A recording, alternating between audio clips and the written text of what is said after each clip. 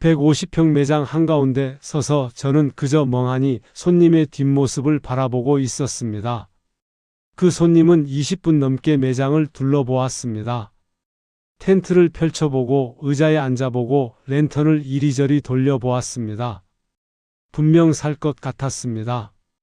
28년간 영업 현장에서 수천 명의 고객을 상대해본 저의 촉이 그랬습니다. 저 손님은 산다. 저는 다가가서 정성껏 설명해 드렸습니다. 이 텐트가 저희 매장에서 제일 잘 나가는 제품이에요. 방수력도 좋고 두 분이서 설치하시면 10분이면 충분합니다. 손님은 고개를 끄덕이며 관심을 보였습니다. 그런데 마지막 순간 스마트폰을 꺼내 뭔가를 검색하더니 표정이 묘하게 변했습니다. 사장님, 이거 알리에서 5만 원이던데요? 그 한마디에 저는 아무 말도 할 수 없었습니다.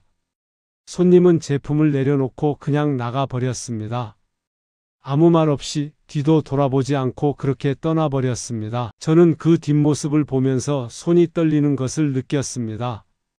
제가 19만 8천 원에 팔고 있는 그 텐트가 알리익스프레스에서는 5만 원이었습니다. 제가 아무리 설명해도 아무리 친절하게 응대해도 소용없는 일이었습니다. 가격 앞에서는 28년 영업 경력도 진심 어린 서비스도 아무런 의미가 없었습니다. 그날 저녁 매장 문을 닫고 아내에게 말했습니다. 여보, 이제 어떻게 해야 할지 모르겠어? 아내는 한참을 말없이 저를 바라보다가 조용히 대답했습니다. 당신 오늘도 그냥 구경만 하고 간 손님이 많았어? 응. 10명이 들어오면 9명이 그냥 나가. 다들 여기서 구경만 하고 결제는 중국 사이트에서 해. 아내의 눈가에 그늘이 졌습니다. 우리 둘 다 알고 있었습니다. 이 가게가 서서히 죽어가고 있다는 것을. 매장 구석구석에 빼곡히 쌓인 재고들이 그날따라 유독 무겁게 느껴졌습니다. 2억 원어치입니다. 저 텐트들, 의자들, 테이블들, 랜턴들. 한때는 날개 돋친 듯 팔려나가던 것들이 이제는 거대한 짐덩어리가 되어 저를 짓누르고 있었습니다. 70% 할인을 해도 손님이 없었습니다. 원가 이하로 팔아도 관심을 가지는 사람이 없었습니다. 어느 날 밤 재고가 쌓인 창고를 바라보며 아내가 물었습니다. 이 물건들 어떻게 할 거야? 몰라. 정리업체에 넘기면 3천만 원도 안 쳐줄 거야. 2억짜리가. 그럼 우리 퇴직금은? 저는 대답하지 못했습니다. 28년간 대기업에서 영업의 신이라 불리던 제가 58세에 퇴직금 1억 8천만 원을 모두 걸고 시작한 캠핑용품점. 연매출 12억의 대박 신화가 단 2년 만에 어떻게 폐업의 나락으로 떨어졌는지 그 처참한 기록을 남기려 합니다. 시청 전 구독과 좋아요를 눌러주시면 여러분의 소중한 자산을 지키는 행운이 찾아올 수 있습니다. 저는 1966년생 김영호라고 합니다. 물론 가명입니다. 1993년에 H전자에 입사해서 2021년까지 28년간 영업부에서 근무했습니다. 입사 동기 120명 중에서 부장까지 진급한 사람은 저를 포함해서 단 8명 뿐이었습니다. 나름대로 잘 나가는 직장인이었다고 자부했습니다. 연봉 9천만 원의 성과급까지 합치면 1억 원이 넘는 해도 있었습니다. 서울 근교에 34평 아파트를 소유하고 있었고 대학생 아들과 딸을 두었으며 아내와 함께 평범하지만 행복한 가정을 꾸리고 있었습니다. 영업이라는 일이 쉬운 일은 아닙니다. 새벽같이 일어나서 지방 출장을 다니고 밤늦게까지 접대를 하고 안 되는 거래처를 설득하느라 머리가 빠지도록 고민하는 날들의 연속이었습니다. 하지만 그만큼 보람도 있었습니다. 불가능하다고 생각했던 계약을 성사시켰을 때의 희열, 연말 실적 발표에서 1등으로 호명됐을 때의 자부심, 후배들이 선배님 덕분에 배웠다고 인사할 때의 뿌듯함, 그런 것들이 저를 28년간 버티게 해주었습니다. 제 인생에 캠핑이라는 것이 들어온 건 2020년 봄이었습니다. 코로나19가 터지면서 해외여행은커녕 국내 여행조차 쉽지 않았던 시절이었죠. 집에만 갇혀있던 가족들의 스트레스가 한계에 달했을 때 아들이 캠핑을 가보자고 제안했습니다. 처음에는 시큰둥했습니다. 나이 50이 넘어서 텐트 치고 야외에서 잔다는 게 무슨 낭만이냐 싶었습니다. 모기한테 뜯기고 바닥은 딱딱하고 화장실도 멀고 그게 뭐가 좋다는 건지 이해가 안 됐습니다. 그런데 막상 가보니 세상이 달라 보였습니다. 탁 트인 자연 속에서 가족과 함께 고기를 굽고 밤하늘의 별을 바라보며 이야기를 나누는 그 시간이 정말 좋았습니다. 몇 년 만에 느껴보는 진짜 휴식이었습니다. 회사에서의 스트레스가, 성과에 대한 압박이, 미래에 대한 불안이 모닥불 연기와 함께 사라지는 것 같았습니다. 아내도 아이들도 모처럼 환하게 웃었습니다. 우리 가족이 이렇게 행복하게 웃은 게 얼마만인가 싶었습니다. 그때부터 저희 가족은 캠핑에 푹 빠졌습니다. 한 달에 두세 번은 캠핑장을 찾았고 장비도 하나둘 늘려갔습니다. 처음엔 10만 원짜리 저렴한 텐트로 시작했지만 점점 욕심이 생겼습니다. 옆 사이트에서 멋진 텐트를 치고 있으면 부러웠고 유튜브에서 고급 장비 리뷰를 보면 사고 싶어졌습니다. 200만 원짜리 거실형 텐트도 샀고 60만 원짜리 코트도 샀고 30만 원짜리 화로대도 샀습니다. 여기저기 장비를 사다 보니 어느새 500만 원이 훌쩍 넘는 돈을 캠핑에 쏟아붓고 있었습니다. 아내가 당신 요즘 캠핑에 너무 빠진 거 아니냐며 걱정했지만 저는 이 정도 취미 하나쯤은 있어야 하지 않겠냐며 웃어넘겼습니다. 캠핑용품점을 방문할 때마다 매장은 언제나 손님들로 북적였습니다. 주말이면 주차장이 꽉 찼고 인기 있는 텐트는 재고가 없어서 몇 주씩 기다려야 했습니다. 뉴스에서는 캠핑 시장 규모가 10조 원을 돌파했다고 연일 보도했습니다. 700만 캠핑 인구 시대라는 말도 들렸습니다. 캠핑장 예약은 아이돌 콘서트 티켓팅보다 어렵다는 우스갯소리가 나올 정도였습니다. 그때 저는 막연하게 생각했습니다. 이렇게 잘 되는 장사가 또 있을까? 저 사장님은 도대체 한 달에 얼마나 버는 걸까? 나도 저런 가게 하나 차리면 노후 걱정 없겠다. 그게 제 인생 최대의 착각이었다는 것을 그때는 전혀 몰랐습니다. 2021년 1월 회사에서 명예퇴직 권유가 들어왔습니다. 58세 임원 승진에서 2번 탈락한 뒤라 어느 정도 예상은 했지만 막상 통보를 받으니 가슴이 먹먹했습니다. 28년을 바친 회사였습니다. 젊음을 다 쏟아부은 곳이었습니다. 신입사원 시절 처음 명함을 받았을 때의 설렘, 첫 계약을 성사시키고 상사에게 칭찬받았을 때의 기쁨, 부장으로 승진하고 팀을 이끌게 됐을 때의 자부심, 그 모든 기억이 스쳐 지나갔습니다. 하지만 어쩔 수 없었습니다. 젊은 후배들에게 자리를 내줘야 할 때가 온 거였습니다. 시대가 그랬습니다. 회사에서 제시한 퇴직금은 1억 8천만 원이었습니다. 28년 근속에 대한 대가치고는 적다고 느꼈지만 그래도 목돈이었습니다. 여기에 그동안 모아둔 적금 7천만 원을 합치면 2억 5천만 원의 자금이 생기는 셈이었습니다. 문제는 이 돈을 어떻게 굴리느냐였습니다. 은행에 넣어두자니 이자가 너무 낮았습니다. 당시 정기예금 금리가 연 1%대였으니 2억 5천만 원을 넣어봤자 1년에 250만 원밖에 안 되는 거였습니다. 그걸로는 생활이 불가능했습니다. 퇴직 후 뭘 해야 하나 고민이 깊어질 때 자연스럽게 캠핑용품점이 떠올랐습니다. 직접 경험해보니 이 시장이 얼마나 뜨거운지 알고 있었고 28년간 영업 현장에서 단련된 저의 능력이라면 충분히 성공할 수 있을 것 같았습니다. 영업이란 결국 물건을 파는 일이니까요. 대기업에서 수백억 원짜리 계약을 따내던 제가 텐트 몇 개 못 팔겠냐는 자신감이 있었습니다. 손님 응대하는 건 자신 있었습니다. 제품 설명하고 신뢰를 쌓고 구매를 유도하는 것.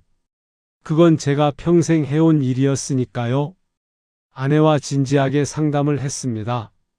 거실 식탁에 마주 앉아서 밤새 이야기를 나눴습니다.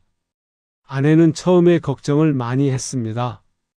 퇴직금을 다 쓰는 건 너무 위험한 거 아니냐고, 차라리 조용히 재취업 자리를 알아보는 게 낫지 않겠냐고 했습니다. 경비원이라도 하면 안정적으로 월급이 나오지 않겠느냐고, 장사는 아무나 하는 게 아니라고 했습니다. 아내의 말도 일리가 있었습니다. 하지만 저는 자신 있었습니다. 지금 이 시장에 뛰어들지 않으면 기회를 영영 놓친다고, 남들 밑에서 일하며 받는 월 200만 원짜리 월급으로는 노후를 감당할 수 없다고 설득했습니다. 아이들 결혼 자금도 마련해야 하고 노후 생활비도 있어야 하는데 그 푼돈 가지고 어떻게 하겠냐고 했습니다. 내가 28년간 영업 현장에서 얼마나 많은 걸 배웠는지 아느냐고, 이 정도 경험이면 장사쯤은 식은 죽 먹기라고 했습니다. 결국 아내도 제 열정에 동의해 주었습니다. 당신이 그렇게까지 하고 싶다면 한번 해보자고, 대신 정말 신중하게 준비하자고 했습니다. 경기도 용인 수지구에 적당한 상가를 찾았습니다. 150평 규모의 1층 매장이었습니다. 월세 650만 원에 보증금 5천만 원. 비싼 금액이었지만 그만큼 유동인구가 많은 곳이었습니다. 주변에 대형 아파트 단지가 여러 개 있었고 주말이면 가족 단위 손님들이 많이 오가는 상권이었습니다. 인테리어에 8천만 원을 투자했습니다. 고급스러운 감성 캠핑 매장을 콘셉트로 잡았습니다. 조명을 따뜻하게 하고 나무 소재의 인테리어를 적용하고 실제 캠핑장처럼 텐트를 설치해서 손님들이 직접 체험해 볼 수 있게 꾸몄습니다. 매장 한쪽에는 작은 포토존도 만들었습니다. 요즘 손님들은 사진 찍는 걸 좋아하니까 인스타그램에 올리면 자연스럽게 홍보가 될 거라고 생각했습니다. 초기 재고 매입에 1억 2천만 원을 썼습니다. 스노우피크, 코베아, 헬리녹스 같은 인기 브랜드 제품들을 넉넉하게 들여놓았습니다. 도매상에서 이 정도 물량을 한꺼번에 가져가면 단가를 좀 깎아준다고 해서 넉넉하게 들여놓는 게 이득이라고 판단했습니다. 재고가 많아야 손님을 놓치지 않는다고 생각했습니다. 인기 상품이 품절되면 손님이 다른 매장으로 가버리니까요. 모든 준비를 마치고 2021년 4월 드디어 그랜드 오픈을 했습니다. 개업 화환이 매장 앞을 가득 채웠고 오픈 기념 할인 행사를 한다는 현수막을 내걸었습니다. 아내와 함께 매장 앞에 서서 첫 손님을 기다리던 그 순간의 설렘은 지금도 잊히지 않습니다. 이제부터 우리 가족의 새로운 역사가 시작된다고, 이 장사로 노후를 든든하게 책임지겠다고 다짐했습니다. 그 다짐이 얼마나 허무하게 무너질지 그때는 상상도 하지 못했습니다. 오픈 첫 주말 저는 제 눈을 의심했습니다. 매장 앞에 줄이 늘어선 겁니다. 오픈 세일 소식을 듣고 찾아온 손님들이 문이 열리기도 전에 대기하고 있었습니다. 그날 하루 매출만 1,200만 원이었습니다. 아내와 저는 정신없이 손님을 응대했고 오후에는 도저히 감당이 안 돼서 급하게 아르바이트생 2명을 구해야 했습니다. 발 디딜 틈이 없었습니다. 계산대 앞에는 줄이 끊이지 않았고 제품 설명을 해달라는 손님들이 여기저기서 손을 들었습니다.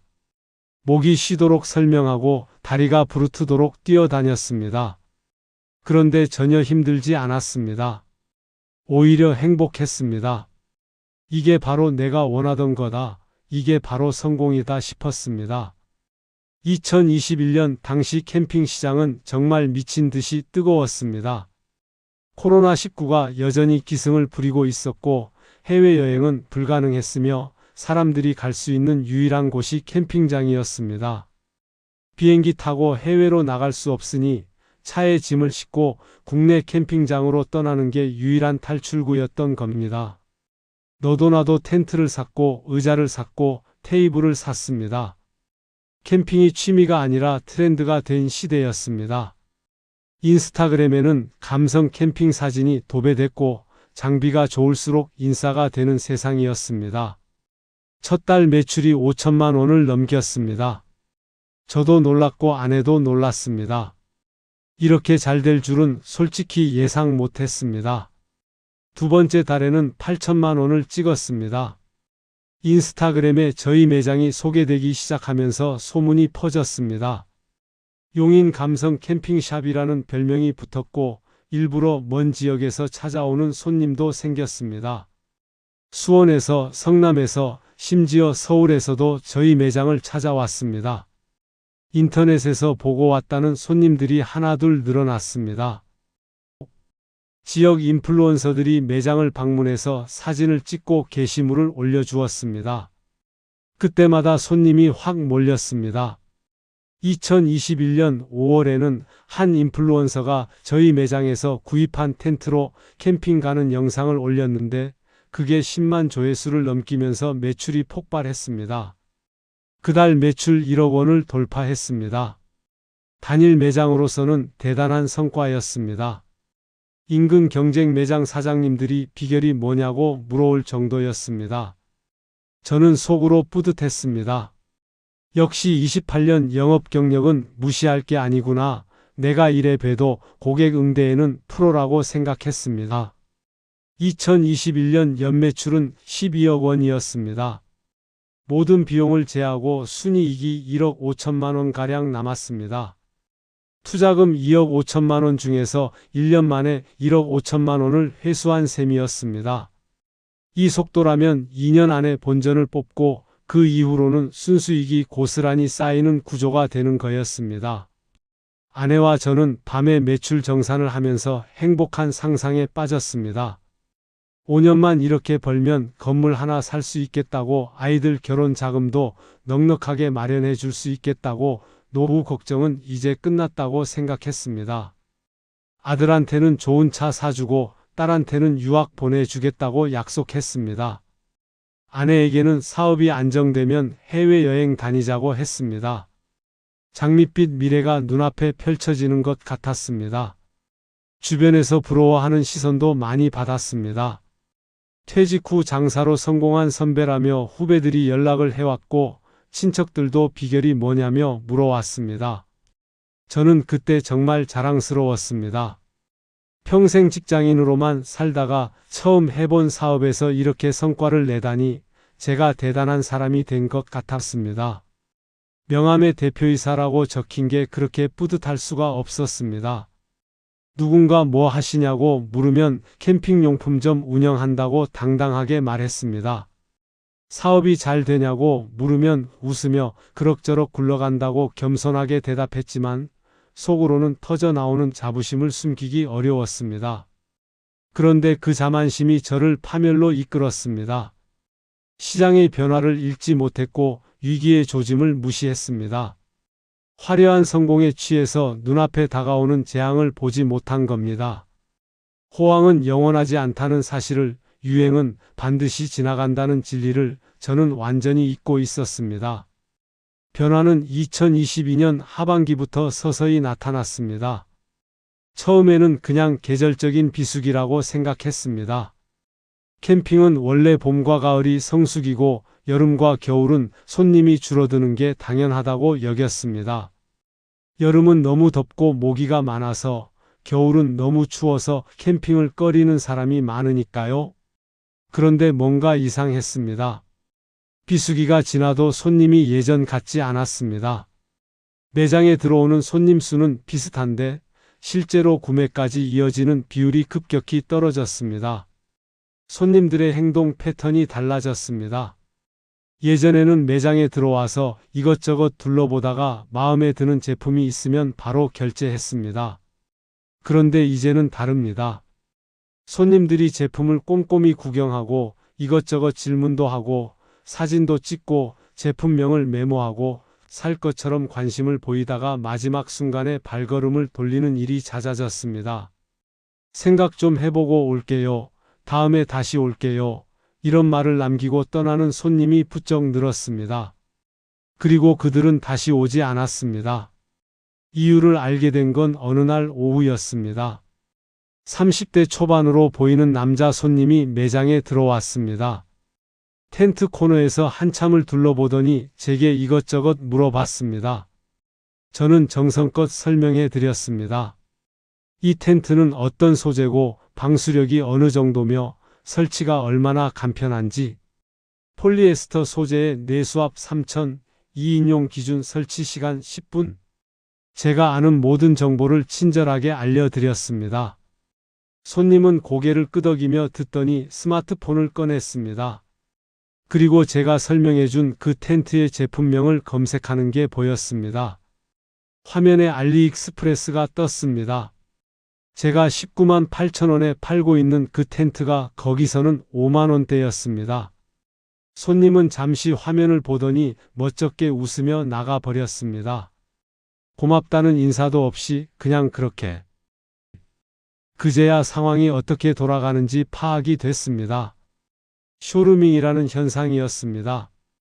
오프라인 매장에서 제품을 직접 보고 만져보고 체험한 다음 실제 구매는 더 싼 온라인에서 하는 소비 패턴이었습니다. 저희 매장은 전시장으로 전락한 거였습니다. 손님들이 제 매장에서 제품 정보를 얻고 제 설명을 듣고 체험까지 한 다음에 알리익스프레스에서 구매하는 겁니다. 저는 무료 상담원 역할을 하고 있었던 셈입니다. 전기세, 월세, 인건비를 다 내면서 중국 직구 사이트에 홍보를 대신 해주고 있었던 거죠.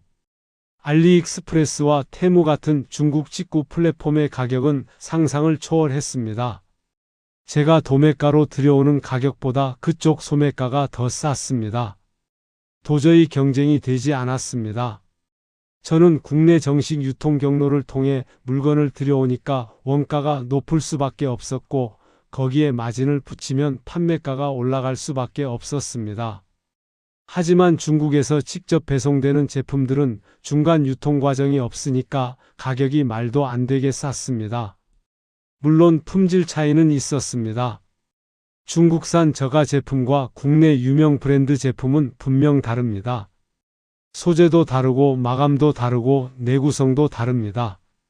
하지만 1년에 캠핑 두세 번 가는 일반 소비자들에게 그 차이가 15만 원의 가치가 있느냐고 물으면 대부분 아니라고 대답할 겁니다. 어차피 잠깐 쓸 건데 뭘 비싼 거 사냐? 중국산이어도 일회용이라 생각하고 쓰면 되지. 그게 소비자들의 생각이었습니다. 2022년 연매출은 7억 원으로 떨어졌습니다. 전년 대비 42% 감소였습니다. 순이익은 3천만 원 정도밖에 남지 않았습니다. 월세와 인건비, 재고 관리비를 빼고 나면 거의 남는 게 없는 수준이었습니다. 12억 벌던 가게가 7억으로 떨어지니 충격이 컸습니다. 하지만 저는 스스로를 위로했습니다. 올해는 좀 어려웠지만 일시적인 현상일 거라고, 시장이 안정되면 다시 좋아질 거라고, 아직 희망은 있다고 믿었습니다. 중국산 제품은 품질이 떨어지니까 결국 소비자들이 다시 돌아올 거라고, 사람들이 제대로 된 제품의 가치를 알게 될 거라고 스스로를 다독였습니다. 그 희망이 얼마나 부질없는 것이었는지 2023년이 되어서야 깨달았습니다. 2023년은 지옥이었습니다. 연초부터 해외여행이 전면 재개되면서 캠핑 시장에 한파가 불어닥쳤습니다. 3년간 해외여행을 못 갔던 사람들이 미친 듯이 공항으로 몰려갔습니다. 인천공항은 연일 인파로 북적였고 여행사 예약은 폭주했습니다. 일본행 비행기 표가 없어서 못 간다는 뉴스가 나왔고 동남아 리조트는 몇 달 전부터 예약이 꽉 찼다는 소식이 들렸습니다. 사람들의 관심이 캠핑에서 해외여행으로 완전히 옮겨간 겁니다. 캠핑에 쏟던 돈이 비행기 티켓으로 바뀌었습니다. 텐트 살 돈으로 오사카 가고 장비 살 돈으로 방콕 가는 세상이 된 거였습니다. 매출이 곤두박질 쳤습니다. 2023년 1월 매출 2,500만 원, 2월 2,100만 원, 3월 2,800만 원, 전년 같은 기간의 절반도 안 되는 수치였습니다. 봄이 오면 성수기가 시작되니까 좀 나아지겠지 기대했는데 4월에도 5월에도 상황은 나아지지 않았습니다. 월세 650만 원에 직원 인건비 400만 원, 각종 공과금과 관리비까지 합치면 매달 고정비만 1,200만 원이 넘게 나갔습니다. 매출 2천만 원대로는 손익분기점에 한참 못 미쳤습니다. 매달 수백만 원씩 적자가 쌓여갔습니다. 한 달에 500만 원씩 적자가 나면 1년이면 6천만 원입니다. 감당할 수 있는 금액이 아니었습니다. 직원들을 내보내야 했습니다. 처음에 2명 있던 아르바이트생을 1명으로 줄였다가 결국 전부 정리했습니다. 미안하다고 사정이 어려워서 그렇다고 말할 때 얼굴을 들 수가 없었습니다. 아이들 같은 나이의 젊은 친구들이었는데 갑자기 일자리를 잃게 만든 게 죄송스러웠습니다. 아내와 단둘이 매장을 운영했습니다. 아침 10시에 문을 열고 밤 9시에 닫았습니다. 하루 종일 서서 일했습니다. 그래도 적자는 멈추지 않았습니다. 어떻게든 매출을 살려보려고 온갖 시도를 했습니다. 네이버 쇼핑에 입점해서 온라인 판매도 시작했고 인스타그램 광고도 돌렸고 파격 할인 행사도 여러 번 열었습니다. 전단지를 뿌리고 현수막을 내걸고 지역 맘카페에 홍보 글도 올렸습니다. 소용없었습니다. 온라인에서는 알리익스프레스와 가격 경쟁이 안 됐고 오프라인 할인 행사에는 손님이 오지 않았습니다. 70% 할인이라고 내걸어도 사람들은 관심이 없었습니다. 캠핑 자체에 대한 수요가 줄었으니 아무리 싸게 팔아도 살 사람이 없는 거였습니다. 2023년 여름 재고 문제가 터졌습니다. 매장과 창고에 쌓여있는 재고가 원가 기준 2억 원어치였습니다. 2021년에 잘 팔릴 때 넉넉하게 들여놓은 물건들이었습니다. 그때는 재고가 많아야 손님을 놓치지 않는다고 생각했습니다. 인기 상품이 품절되면 손님이 다른 매장으로 가버리니까요. 그 판단이 완전히 잘못된 것이었습니다. 지금 이 재고들은 팔리지 않는 짐덩어리가 되어 저를 옥죄고 있었습니다. 창고에 쌓인 텐트들이 원망스러웠습니다. 저 텐트 하나에 20만 원, 저기 쌓인 것만 해도 수천만 원인데 아무도 안 사가는 거였습니다. 재고를 처리하기 위해 70% 할인 행사를 시작했습니다. 원가 이하로 파는 출혈 경쟁이었습니다. 20만 원짜리 텐트를 6만 원에 내놓았습니다. 도매가보다 싼 가격이었습니다. 팔면 팔수록 손해였지만 그래도 재고를 현금화해야 했습니다. 그런데도 손님이 없었습니다. 캠핑에 관심 있는 사람 자체가 줄었으니 아무리 싸게 팔아도 살 사람이 없는 거였습니다. 할인 행사를 해봐야 오는 손님보다 안 오는 손님이 더 많았습니다. 재고를 떠안은 채 버티기에는 한계가 있었습니다. 대출이자가 연체되기 시작했습니다. 은행에서 독촉 전화가 왔습니다. 카드 결제일을 넘기는 일이 잦아졌습니다. 새벽에 잠을 이룰 수가 없었습니다. 눈을 감으면 숫자들이 머릿속을 맴돌았습니다. 월세 650만 원, 이자 80만 원, 카드값 200만 원. 나가는 돈은 뻔한데 들어오는 돈은 없었습니다. 아내와의 관계도 나빠졌습니다. 매일 밤 돈 이야기로 다퉜습니다. 서로를 원망하는 말이 오갔습니다. 내가 처음에 말렸잖아. 당신이 자신 있다고 했잖아. 그런 말들이 오가고 나면 서로 등을 돌린 채 잠들었습니다. 집안 분위기가 냉랭하게 얼어붙었습니다. 2023년 11월 저는 결단을 내려야 했습니다. 더 버티면 빚만 더 불어날 게 뻔했습니다. 폐업을 결정했습니다. 남은 재고는 헐값에 정리업체에 넘겼습니다. 2억 원어치 재고를 3천만 원에 처분했습니다. 1억 7천만 원이 공중으로 사라진 겁니다. 보증금 5천만 원 중에서 2천만 원은 원상복구 비용으로 날아갔습니다.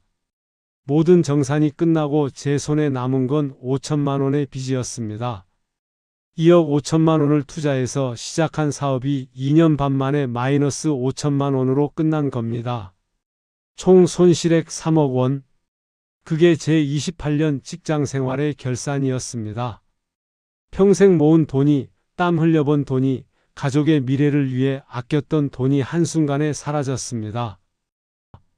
폐업 후 한 달간은 아무것도 할 수 없었습니다. 매일 집에서 멍하니 시간을 보냈습니다.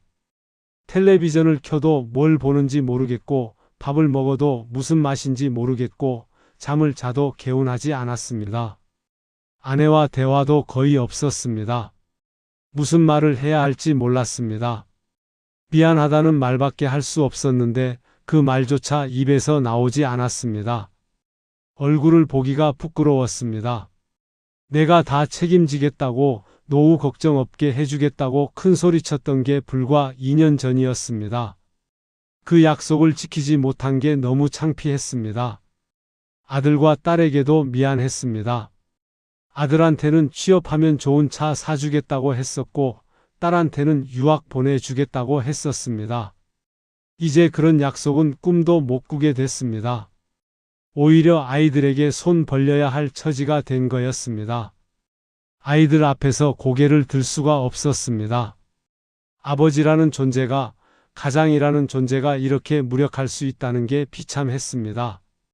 그래도 현실은 기다려주지 않았습니다. 빚은 갚아야 했고 생활비는 필요했습니다. 한 달간 방에 틀어박혀 있을 수만은 없었습니다. 저는 재취업 시장에 뛰어들었습니다. 58세, 영업 경력 28년, 이력서를 이곳저곳에 넣었습니다. 중소기업, 중견기업, 스타트업, 가리지 않고 지원했습니다.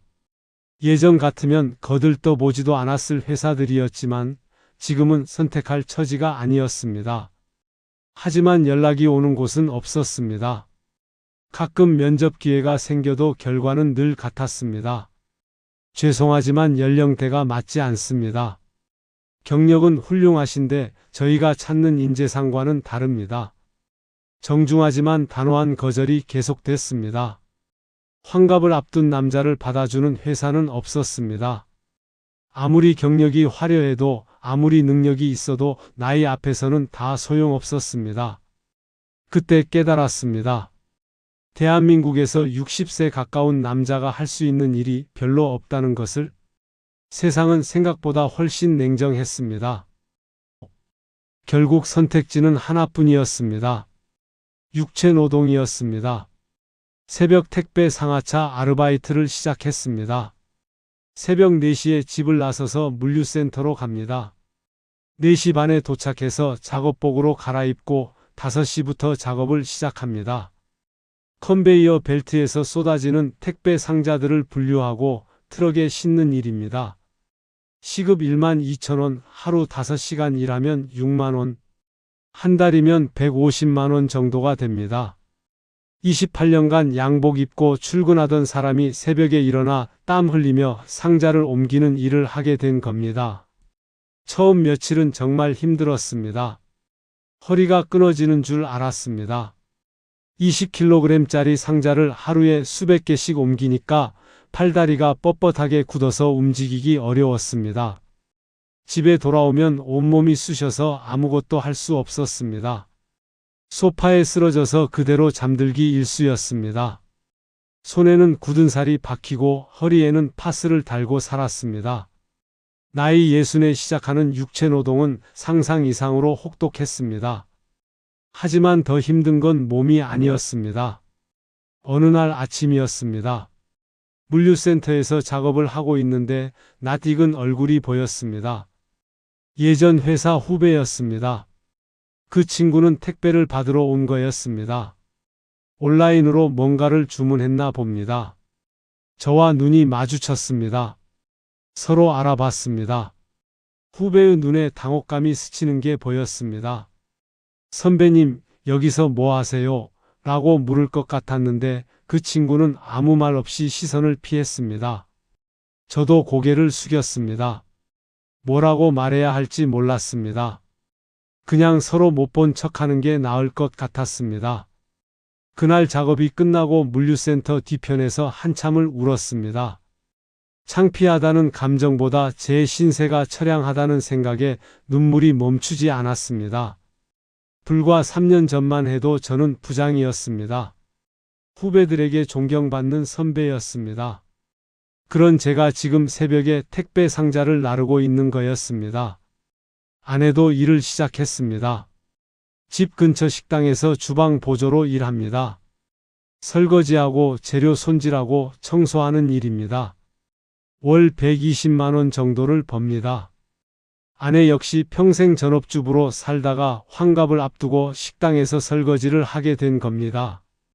30년 가까이 집안 살림만 했던 사람이 남의 식당에서 허드렛일을 하고 있습니다. 미안해서 차마 얼굴을 볼 수 없었습니다.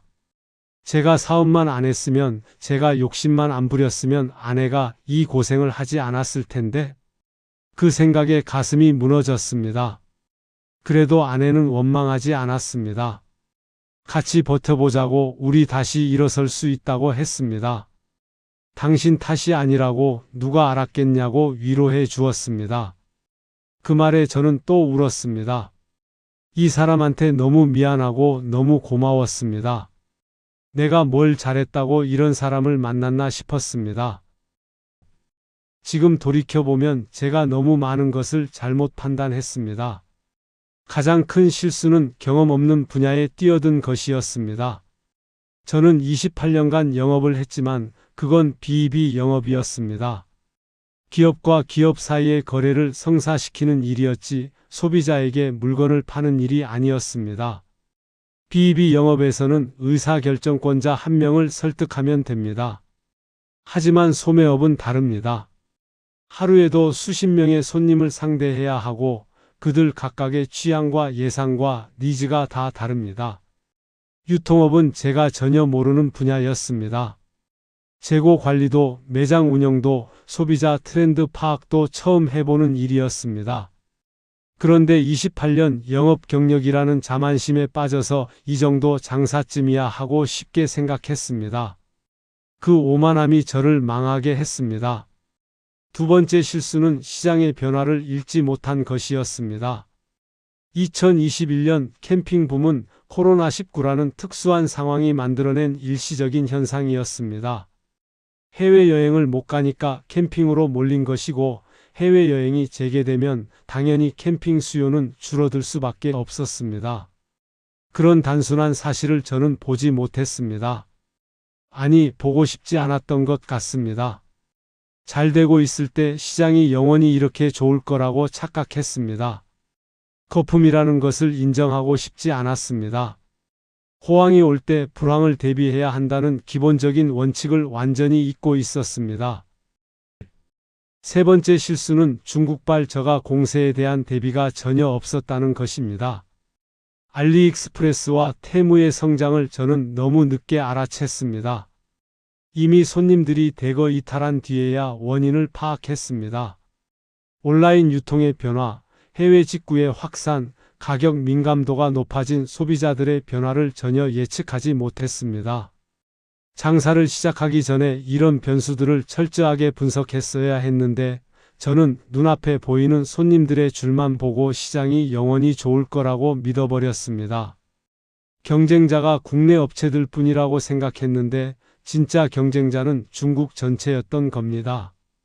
네 번째 실수는 재고 관리의 중요성을 몰랐다는 것입니다. 재고가 많으면 좋은 줄로만 알았습니다. 손님이 원하는 물건이 없으면 안 되니까 넉넉하게 들여놓는 게 당연하다고 생각했습니다. 하지만 유통업에서 재고는 양날의 검입니다. 잘 팔릴 때는 자산이지만 안 팔리면 부채가 됩니다. 창고에 쌓인 재고는 돈이 묶여 있는 거나 마찬가지입니다. 그 돈으로 다른 걸 할 수 있는데 팔리지 않는 물건으로 잠들어 있는 겁니다. 저는 2억 원어치 재고를 떠안고 있다가 결국 3천만 원에 처분했습니다. 1억 7천만 원이 공중으로 사라진 겁니다. 재고 관리만 제대로 했어도 손실을 훨씬 줄일 수 있었을 겁니다. 다섯 번째 실수는 퇴직금 전액을 한 곳에 투자한 것이었습니다.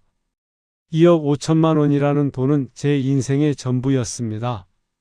28년간 모은 돈이었습니다. 그 돈을 한 번에 다 걸었습니다. 최소한 절반은 남겨두었어야 했습니다. 사업이 실패하더라도 가족이 2년은 버틸 수 있는 생활비를 확보해 두었어야 했습니다. 하지만 저는 성공에 대한 확신에 차서 올인했습니다. 분산 투자라는 기본적인 원칙을 무시했습니다. 그 결과 실패했을 때 돌아갈 곳이 없어졌습니다. 마지막으로 유행을 쫓는 창업이 얼마나 위험한지 뼈저리게 깨달았습니다. 남들이 잘 된다고 하니까, 뉴스에서 시장이 뜨겁다고 하니까 뛰어들었습니다. 하지만 유행은 언제나 지나갑니다. 캠핑 붐도, 코인 열풍도, 부동산 광풍도 결국은 거품이 꺼지게 마련입니다. 유행의 정점에서 뛰어드는 것은 가장 위험한 타이밍입니다. 남들이 돈 번다고 할 때는 이미 늦은 겁니다. 저는 딱 그 시점에 창업을 했고 딱 그 대가를 치렀습니다. 지금도 저는 새벽마다 택배 상하차를 하러 갑니다. 허리가 아프고 다리가 쑤시지만 이 일이 저를 살리고 있습니다. 땀 흘려본 돈으로 조금씩 빚을 갚아나가고 있습니다. 5천만 원이었던 빚이 이제 3천만 원 정도로 줄었습니다. 아직 갈 길이 멀지만 불가능한 일은 아닙니다. 하루하루 성실하게 살다 보면 언젠가는 다 갚을 수 있을 거라고 믿습니다. 다행인 것도 있습니다. 아들이 작년에 취업에 성공했습니다.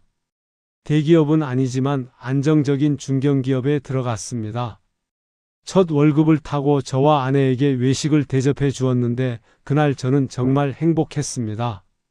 내가 망해서 이 아이에게 아무것도 해줄 수 없게 됐는데 오히려 아이가 부모에게 밥을 사주다니 부끄럽기도 하고 고맙기도 했습니다.